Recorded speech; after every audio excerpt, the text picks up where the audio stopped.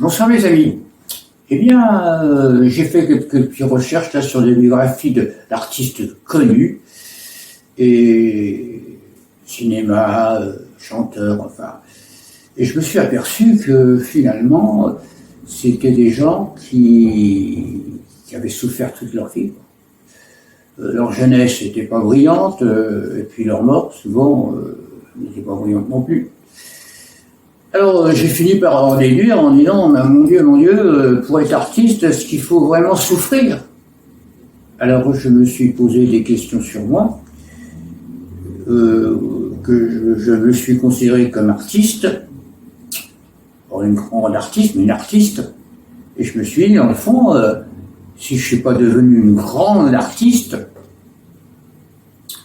c'est peut-être parce que j'ai pas assez souffert. Ah ouais, c'est peut-être ça. Je n'ai pas eu une jeunesse douloureuse, je n'ai pas eu une vie douloureuse, avec quelques petites galères, mais enfin, faut même pas exagérer. Alors je me suis dit, dans le fond, j'ai pas pu devenir une grande artiste parce que j'ai pas assez souffert. Ah, c'est là que je me suis posé la question. Compte fait, finalement, c'est pas si mal que ça, parce que finalement, j'ai quand même bien vécu. Pas dans la souffrance, mais dans l'art. Alors peut-être qu'il faut, pour être une grande artiste, il faut souffrir. Voilà. Eh ben, je suis désolé, mais j'ai pas pu souffrir, donc je suis pas devenu une artiste reconnue. Mais je me suis reconnu moi-même, c'est déjà pas mal. C'est déjà pas mal.